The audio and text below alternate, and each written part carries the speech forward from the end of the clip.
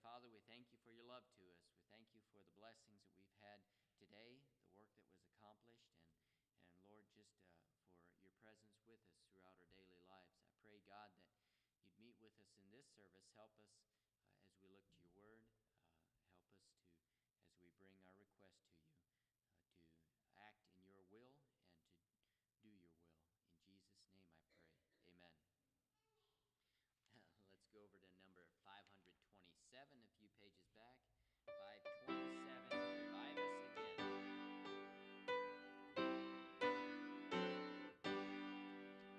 We praise thee, O God.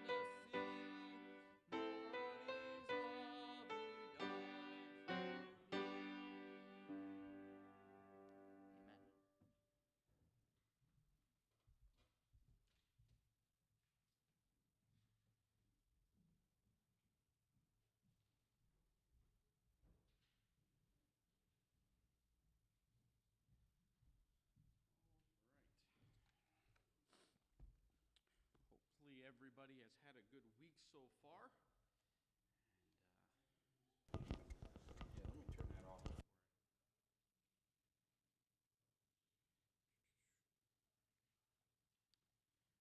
All right. Is that a little bit too high? All right. We got him on it, so. All right, Acts chapter 27. Acts chapter 27. And our theme verse says, are. Did I hear something from the front row? The peanut gallery? Anybody remember those theme verses? A few were not here last week, and I'm not going to hold them accountable to this. So those of us that were here, where were those theme verses at? Brother Don has it. Well, 23 to 25 is the memory, the theme verses? That's right. They weren't. Verse number 25 is the only one I had for a memory verse. They're great verses. You know, the whole entire chapter is a great chapter. Go ahead and memorize it all. Okay, go ahead, Brother Zach. You had it correct the first time. 9 and 10. And the second one was 21. Yep. So 9 and 10 and 21 are the theme verses for chapter 27, seeing as it is mainly about the shipwreck. There's really nothing more than that. So we're going to be looking at the voyage and the shipwreck, I guess you might say. But 9 and 10 are the theme verses along with 21. And the memory verse is going to be 25. So does anybody have the memory verse memorized?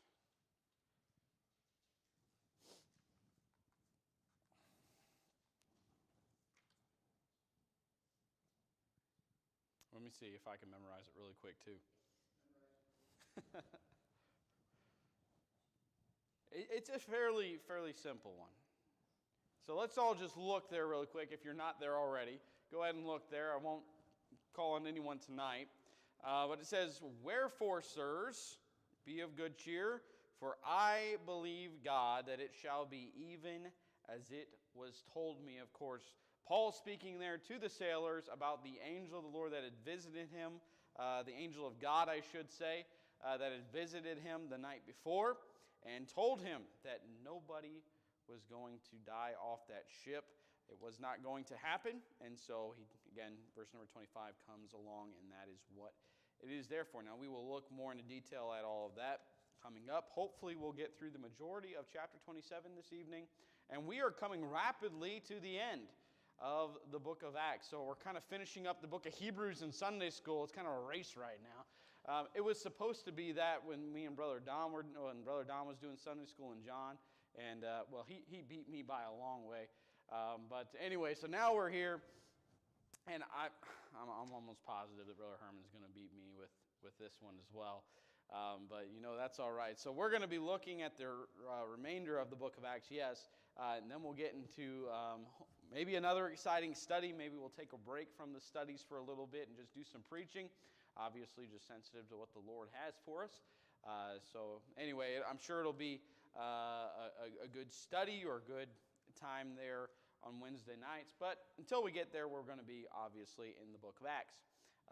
So we looked last week, and before I begin, though, and it seems like I already have almost, but I got some maps that I want to be passed out. Brother Eli, you can pass out maps. That way no one's stomping on your hands or anything like that. You know what I mean? But anyway, while he's passing those maps out, I tried to find the most accurate one that was printable and free. So that was hard to do.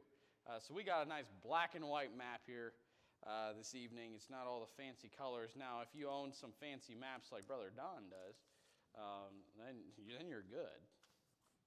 You don't need my map. But we're going to be looking at all the different places that Luke mentioned. So we're going to go back just a little bit before we jump on to They're continuing the study, I should say. So, anyway, as far as announcements, just help us all kind of gather our minds around the next couple of weeks here in March. Remember, again, the March Track Challenge. That's why we had the offering plate being taken up with the different track cards. Try and get those out. We're still fairly early on in the month, but it is almost halfway over. We're getting there. So let's be passing out those tracks. Like I've said, I think twice before, we do have more track cards coming. When they're going to get here, I'm not sure. But what's that? A box came today? And you didn't bring it? They might be here. So they might be here Sunday. Did it look like the little devotional box? Was it from... I'll get with you later. But anyway, so they might be here. I'm going to look forward to... I got a package when I get home. That's going to be fun. It's going to be Christmas Day at our house. But anyway, we'll be looking at those. And hopefully we'll have those here Sunday. So you can go and pass those out along with the spring tracks if you'd like.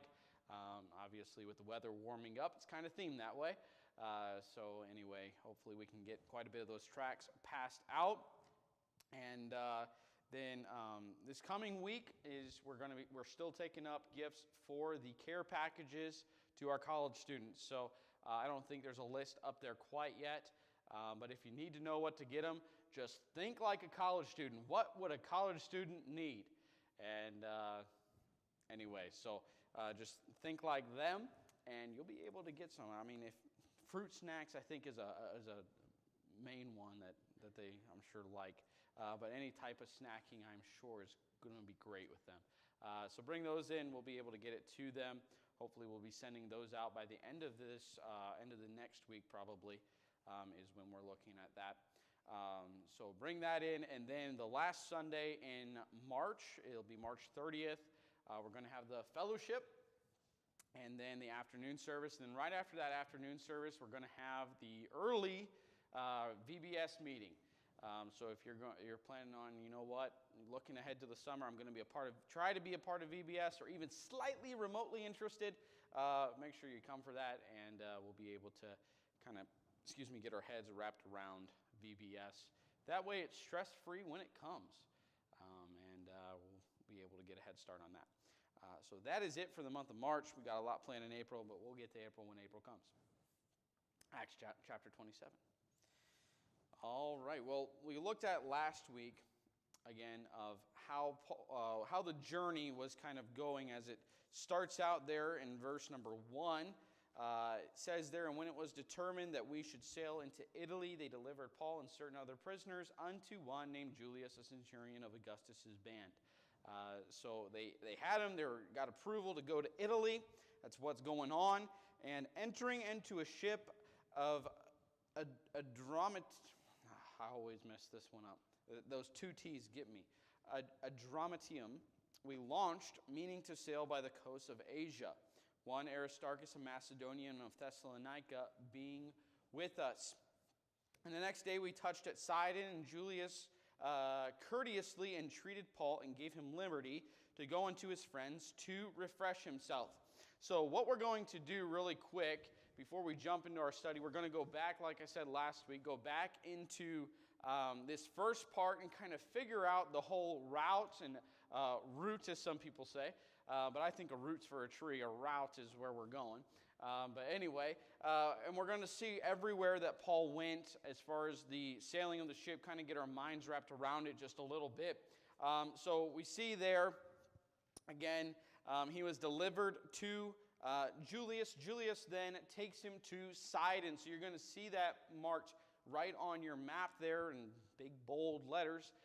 Sidon right above, north of Jerusalem.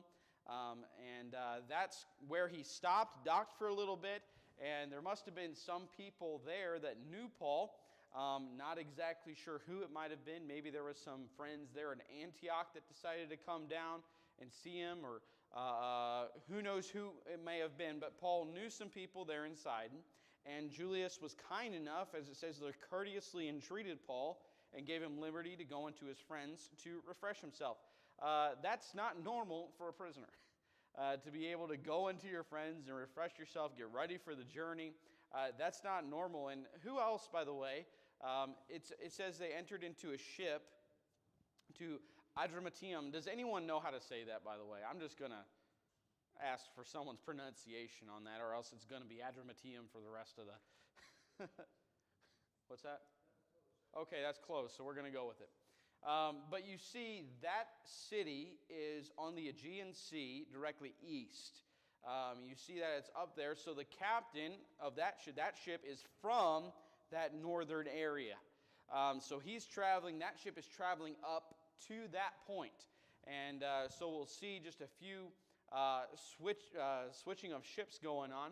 But that's the route that ship is going. And so to stop in Sidon almost seemed to delay the ship, didn't it? I mean, it's already got a purpose. It's got a course of where it's going. And so to stop there and let a prisoner, let alone go and be refreshed by fellowship, is kind of strange almost. So that just says, I think, a little bit about Julius there. He was a kind person, even though he might not have believed the same way that Paul did, or even believed in the same God that Paul did. He will soon. We'll see that here in a little bit. But he will believe in a God, but at this moment in time, I'm not sure if he believes in the right one. But he allows Paul to do things that not normal prisoners would be allowed to do. And so that all takes place in Sidon, and then, of course, one Aristarchus, a Macedonian of Thessalonica, was with them. Of course, Aristarchus being that same guy that was taken into the theater there with Gaius while they were up in, I believe, it was Athens or Corinth, one of the two. I'm kind of mixing them up right now. But they were there, and they were the ones taken in. So this is the same Aristarchus that's talked about in many of Paul's epistles, about how he's, again, beloved, and how he kind of gives him, salutation there at the end of his letters to him. This is the same guy. And so we see them there inside, and it says, we launched from thence, we sailed under Cyprus because the winds were contrary. And this is where you see something that you might think is a little confusing, and it was confusing for me at first, because you see where Cyprus is, and you would think the route would be under Cyprus, right? Not above it. Well, I think it's just the way, the curvature of the earth, if you look at it. You're going to see Cyprus is kind of a little bit off-center there, but there we're kind of going up along the coast. But it was still under. It wasn't completely south of it all the way, but it was under Cyprus due to the winds, probably coming from the west at that point. That's not going to happen for very much longer where they come from the west. But we see that taking place there. And the reason why we know that is because there was seas that they had to travel in. And those seas, as it says there in verse number 5, and when we had sailed over the sea of Cilicia and Pamphylia, we came to Myra, city of Lycia. And that all the sea there of Cilicia, the sea of Pamphylia, all that south of there went straight through there and on to Myra. So it seems like the journey is going very well. Well, then there was a centurion and found a ship of Alexandria sailing into Italy. And he put us there. And so Julius is putting him into the ship, going to either Alexandria, but it was going to Rome. But it was from Alexandria, and we obviously see that place down there in Egypt. But the other ship is going up to where it was from. So that's why it's no longer there. They weren't going on that route any longer. And so that, again, took place at Myra, the city of Lycia. And verse number 7, it says, and when we had sailed slowly many days and scarce were come over against Cnidus, the wind not suffering us, we sailed under Crete over against Salmone, I don't know. But you see that taking place. Now, Myra and Cnidus aren't very far from each other. Not at all. It's actually the exact opposite way of where they were trying to go. And so you can kind of see the wind pushing them quite a bit. It said sail slowly many days. It didn't sound like the trip took that long from Sidon to Myra. But from Myra to Cnidus, it was quite a few days as it says there, it was going really slow. That's not exactly the way that they were supposed to be going, because the wind, again, as it says there, was not suffering them. And I'm telling all this just so we can get an idea of all these areas. Again, what's Luke's gift, spiritual gift, according to what we are learning on Sunday nights? Teaching. And what do we see a lot of when it comes to teaching? Details. And so we see all these different things taking place. In just a few verses, you get the whole direction of where they're going, why they're going there, because of wind, because of all this different things. And we're going to see even more detail here in a little bit. It says in verse number 8, and hardly passing it, came unto a place which is called the Fair Havens, nigh whereunto the city of Lasea was. Now, Fair Havens, you're going to see there, it has that arrow pointing directly to that little city. Lasea is right next to it. It doesn't have it on the map there, unfortunately. Couldn't find a map with that city on it, unless you might be able to find it in the back of your Bibles, but it's literally right next to it. So that's where that place is, and they were should have stayed there. It says, now when much time was spent, and when sailing was now dangerous, because the fast was now already past, Paul admonished them. And he gives his, again, spiel on why they shouldn't go any further. And again, what was that fast that it's talking about right there, according to last week? What was that fast? Does anyone remember? Because the Jews have a lot of feasts, and this is actually one of those times in which they don't necessarily feast, but they fast, and it is the Day of Atonement. And that takes place, does anyone know the not exact date, but around the time when that takes place? Last week, remember? When does weather start to get bad? Sorry, did someone say? Beginning of October. So October 1st is actually when that time was, and that's the time in which you're not looking to make long trips after October. After October hits and the Day of Atonement is passed, don't go making trips across the Mediterranean Sea to Rome, because the seas are generally not good at that time. You have all the different fronts coming in, and there's a lot of storms. So don't go making long trips. And I think this was sensible on Paul's part, even though he wasn't necessarily a sailor, to say this. But he says, sirs, I perceive that this voyage will be with hurt and much damage, not only of the lading and ship, but also of our lives. And so you see there Paul's warning, but what the centurion sees is he sees a captain of a ship that supposedly knows what he's doing, and he sees a Pharisee of the Pharisees who has had his nose in books the majority of his childhood, whereas this other guy, he's been sailing for a long time. And, one thing that Paul had on his side that the master of the ship didn't was God, of course, and God knows quite a bit more than we do. He knows what's going to happen with the winds and the waves and everything like that. And Paul was listening to him, tells him these different things, and so he says, and because nevertheless the centurion believed the master and the owner of the ship more than those things which were spoken by Paul. I'm sure just like any of us, if we were in a point of decision, obey the prophet or obey the shipmaster who knows about the seas. Sure, any of us would have made the choice, well, the shipmaster seems to know what he's talking about. And so as an unsaved man, this is very just common sense to him. But obviously Paul had, again, God on his side.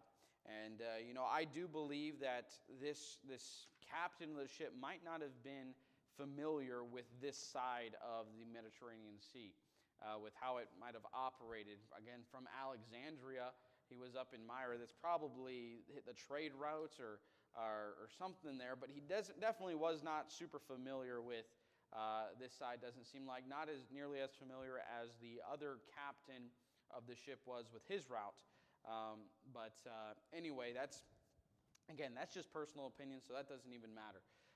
But let's get back into the details of this voyage. And it says, and because the haven was not, again, they're at the Fair Havens, because the haven was not commodious to winter in, the more part advised to depart thence also, if by any means they might attain to Phoenix, and there to winter, which is in haven of Crete, and lieth toward the southwest and northwest. And so you can see kind of the area of that. From the Fair Havens, they were looking, it says on the map, Phoenix. That is the common term there, but it says Phoenix in the Bible. And so they were trying to get to that port because that was more commodious. more welcoming, I guess you might say, to winter in, a little bit more pleasant. The Fairhavens, I guess, had a very harsh winter, and so it wouldn't be ideal to winter there. Paul was saying winter there, and the others were saying go to this port where it's a little bit better for you. And we'll see exactly what takes place there in the next few verses. And we haven't even started into anything new. This is just the route I said I was going to show everybody. Anyway, verse number 13, and when the south wind blew softly, supposing that they had obtained their purpose, loosing thence, they sailed close by Crete. So they were trying to stay along there. But verse number 14, this is kind of where we're picking up just a little bit. It says, but not long after there arose against it a tempestuous wind called Euroclydon. And I looked up the pronunciation of this one quite often. And everyone said it was Euroclydon, not Euroclydon or Euroclydon or whatever. It was Euroclydon. So that's what we're going to call it. But that's simply, it's actually a very simple term. It just means a wind from the east. Why it's capitalized, I'm not exactly sure. But maybe this is why we started naming hurricanes. I'm not sure, but who knows? But anyway, so it's called Euroclydon. Just a great wind from the east is what it is. The term is. But it says there, and when the ship was caught and could not bear up into the wind, we let her drive. And this is where a lot of the details are coming from. You're going to see we let her drive. What does that mean? We let her drive. Obviously, I'm not necessarily a sailor. I've read a lot of books about it, but I'm not a sailor. But that simply means you just let the ship go. You take down the sails, you let the ship go. Wherever it lands up, that's pretty much where you're going to go. And it says, in running it under a certain island, which is called Clauda, we had much work to come by the boat. And so we're going to get into, from here, the remainder of the shipwreck, kind of the details of that. Is there any, before we get into anything else, is there any questions about the route so far or anything like that before we move on? All right. I didn't think there would be, but I just wanted to give a little bit of time there. So we're going to pray, and then we're going to get into the new material this evening, and I know I don't have much more time here. So let's try and get through some of this. Dear Heavenly Father, we do again thank you for all that you've done for us and given to us, and we thank you for the ability to study your word and just be able to look into it and see all the details of just the way in which you took the Apostle Paul and just different things that we can learn from it about your providence and just how good you are to your servants, dear Lord. I just ask that you would help us as we study. You give me the words, you give me the knowledge to present this in a way that is easy to understand, dear Lord. We just ask that, again, it be your words, not mine, that you would, each and every heart would be open to your leading and your guiding in their life. I just thank you again for all that you've done. In Jesus' name, amen. So, looking into this, again, the storm coming in, their objective, again, right now, is to go to that area right there on the edge of Crete called Phoenix in the map, or Phoenix on the map, but Phoenix in the Bible. That's where they're trying to get to. So how they get there, they're not exactly, I would assume they would want to go north of that island of Clauda, but it seems like, unfortunately, the wind's obviously driving them a little bit farther away from the route that they intended. And they were going to winter in that place. But again, the Lord had other plans and other things in mind. He obviously wanted them to stay in the Fairhavens. Stay where you're supposed, stay right there, as Paul said. But that's not what they listened to. And so now they're in, again, verse 15, where they had to let her drive because the wind was, the ship was caught up in that wind. And it says in running under a certain island, which is called Clauda. And again, your maps, it's not called that. It's missing an L there. But it says, we had much work to come by the boat, which when they had taken up, they used helps. Helps, just something to kind of gird it up. Many times it's chains or rope, kind of whatever they had available to them. They would, again, put it underneath the ship. We all understand what a ship looks like. They would take one end. Maybe they used a diver or a swimmer. A lot of these sailors were pretty decent swimmers. And they would dive underneath the boat, come up on the other side, throw the rope up to the shipmate, and kind of tie it together. Try and keep the lumber from stretching too much or breaking at all. And that's kind of what that was. They used the helps, undergirding the ship. Sometimes it was even chains, like I said. And fearing lest they should fall into quicksands, strake sail, and so were driven. So this is the point. They were already let her drive. They didn't take the sail down yet.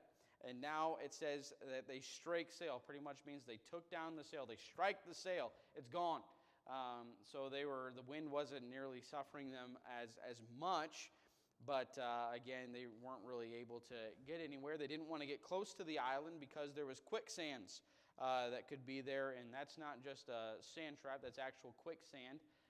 If you look into different records and whatnot, there's a quicksand trap, as it says there, kind of down south, the sandbanks of Syrtis on the map.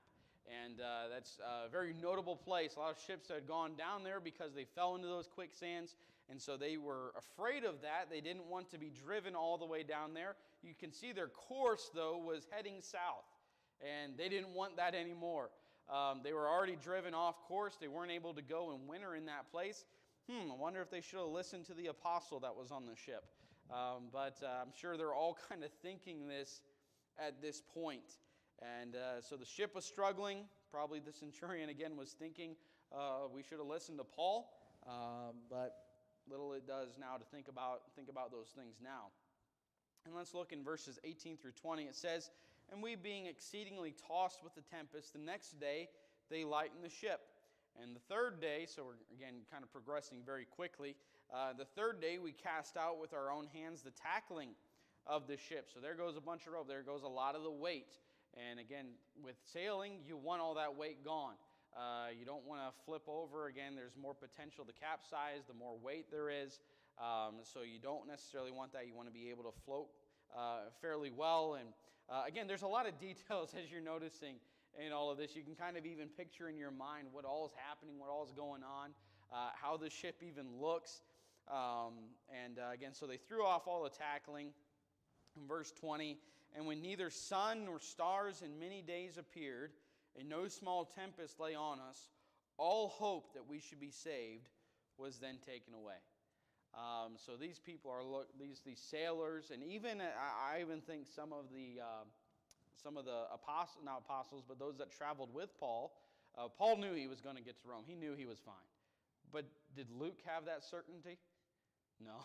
Did the Aristarchus, did he have that certainty that he was going to live through this? No. And so there was pretty much all hope, as it says there, that they should be saved was taken away, even for those that were doing a good deed and traveling along with Paul. All hope was gone. Looked pretty bleak. They hadn't seen the sun, and that's a big thing as well. When you don't see the sun in many days, you get depressed. And I don't personally know that from personal experience, but from others' personal experience that live up north in either Alaska or Greenland, there's times where the sun goes down for 40 days, and there's not much sun that you can see. Sometimes it's gone for even longer than that. And many missionaries that have gone up there said that's a big time of suicide, is when the sun's gone, when they can't really have that bright day that they would like to have. The street lamps are always on, street lights are always on, because it's just dark. And there's a very, very high percentage of people that commit suicide during those times. And so that can really affect you. And so during this time, no sun, no stars. Why is it important to have the details of stars in there? Navigation of the ship. They needed those. That's how they operated the ships back then. They had their compasses and I forget the other instrument that they used, but it's skipping my mind right now. But they had these instruments, and they needed to see the stars in order to know where they were at. They needed those stars. They weren't there. It didn't appear for many days. No small tempest, so you obviously had the winds and the waves there. And so you can see why the hope would be taken away there. Why there really wouldn't be much left, at least these people thinking that. And so we see now in verse number 21 where things start to get a little bit better. And Paul gets up, and after long abstinence, Paul stood forth in the midst of them and said, "Sirs, ye should have hearkened unto me, Oh boy, this is the time for Paul to say that, right? There's no hope of them really living, and he gets up there and, sirs, you should have hearkened unto me. Don't you think they already know that? Don't you think they already know? Yeah, we know we should have listened to you, Paul. We messed up. We really did. Well, Paul has to remind them just a little bit here. Paul, sirs, you should have hearkened unto me and have let loose from Crete, and to have gained this harm and loss. And I think Paul's just saying this just to remind them, hey, maybe it gives my word just a little bit more credibility, what I'm about to say to you next. I'm in touch with God. I know who He is. I have a relationship with Him. And that's how I know these different things that are going to take place. I think he just, again, reminds them, kind of hurts them a little bit to, again, remember that, yeah, we should have listened to you, Paul. But then what he's about to say next. And it says, and now I exhort you to be of good cheer. Oh, boy, no sun, no stars.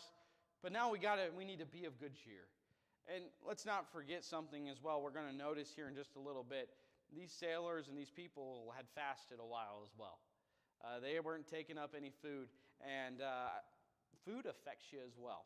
If I don't get my normal scheduled meal, I don't normally eat breakfast, so I'm good there. But if I don't get a lunch or I don't get a dinner at the proper time, I'm a little cranky, and it's noticeable.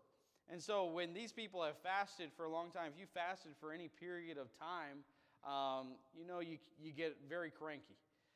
And so that's what this is all taking place. You can, again, put that into, again, their hope of being saved, just kind of vanishing. Everything's a little bit more dramatic when you don't have food. And so now Paul's saying, I exhort you to be of good cheer. So after he said, you should have listened to me, now I'm going to exhort you. So listen up. Listen to what I'm about to say here.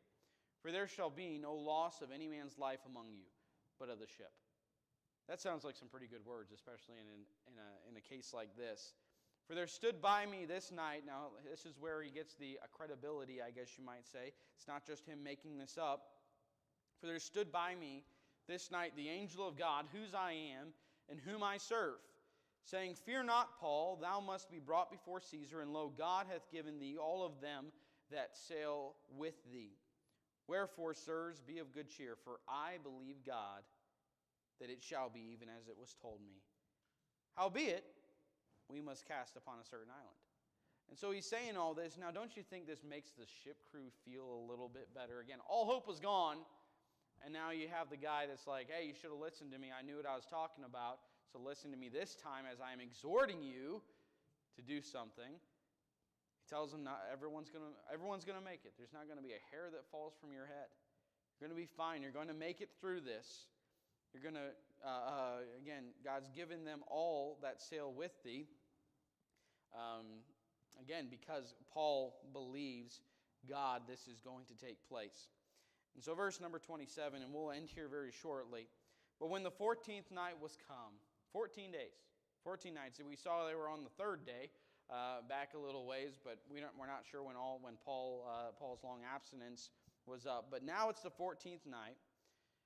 And it was come, as we were driven up and down in Adria, about midnight, the ship deemed that they drew near to some country, and sounded and found it 20 fathoms. And when they had gone a little further, they sounded again and found it 15 fathoms. So they're getting close to an island here. Then fearing lest we should have fallen upon rocks, they cast forth 4 anchors out of the stern and wished for the day. So again, they had those anchors, put them out there on the sea. They knew they were coming in closer to an island, didn't want to shipwreck against the rocks. So they threw out those anchors.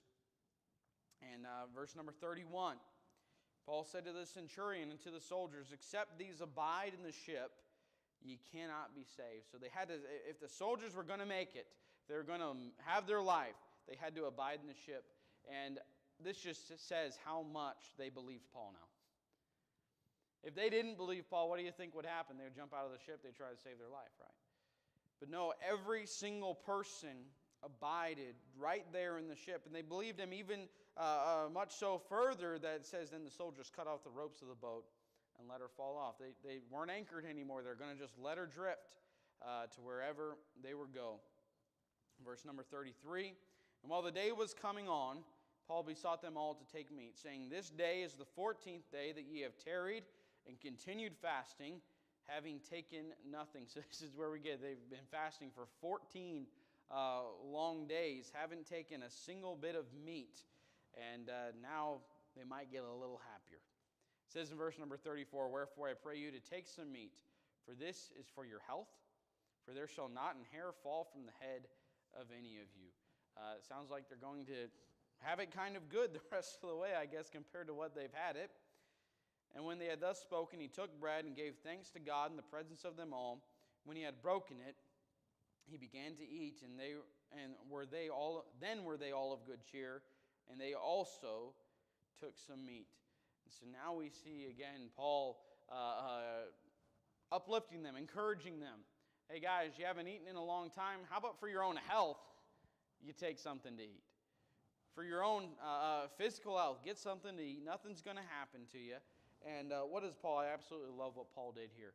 Even the smallest things mean something to those that are unsaved. It says there, when he had thus spoken, he took bread and gave thanks to God in the presence of them all. And then after that it says, and when he had broken it, he began to eat. Then were they all of good cheer. Why do you think these people had that? Why do you think they were of good cheer? Just because they had eaten? Well, they took some meat after the fact that they were of good cheer, but I think it's because they knew they had somebody on board that had a personal relationship with the one that brought on the winds. Had a personal relationship with the one that was in charge of absolutely everything. And I'll end with this, just a really quick testimony. But I was talking to somebody the other day, and he was like, I believe in God. I like talking about God. And, that's kind of how he started off the conversation. But I was able to talk with him for about an hour to an hour and a half, just about things about God and kind of what we believe. He created the world, and we were kind of just able to connect there just a little bit. He believed that as well. And towards the end of the conversation, he's like, you know what? I need to do this a little bit more often. I need to talk about God a little bit more often. It makes me feel kind of good. I'm like, you know what? That is true. That is true. When you talk about God, you know that He's real because of the way in which He works in your life. The way in which He helps you, He convicts you. This man, I don't think he's a saved man at all. I think he believes in God, but he doesn't have the heart knowledge of it. He has a head knowledge of it, but he doesn't have a heart knowledge of it. But even him, as an unsaved person, an unsaved individual, he still knows that when you talk about God, it makes you feel kind of good. It makes you feel a little bit more relaxed. And I think that's where a lot of these sailors were. They saw somebody else's relationship with God. They knew that God was real, and that's whose hands they were in. So it just kind of comforted them a little bit. Now, does it mean that any of them were saved? No. Does it mean that any of them got saved after this fact? Maybe. Maybe they did, but no, it doesn't mean that. But Paul was being the testimony, wasn't he? It's not our job to save people, but it is our job to be a good testimony to them. So even something just as simple as what Paul did in this verse, praying to God before he ate, that can affect different people. That can affect individuals. So that's why it's so important we keep that testimony clear. We keep it pointed towards God because He can use that. He can definitely use that. So, all right. Well, we will finish up next week looking into chapter 27, maybe even get into a little bit of chapter 28 there. So definitely be prepared for that. Read over those chapters. If you have any questions or anything like that, feel free to ask me. Again, not saying that I'll know any answers, but we'll definitely figure them out together if I don't. So with that being said, Brother Zach, if you can come on.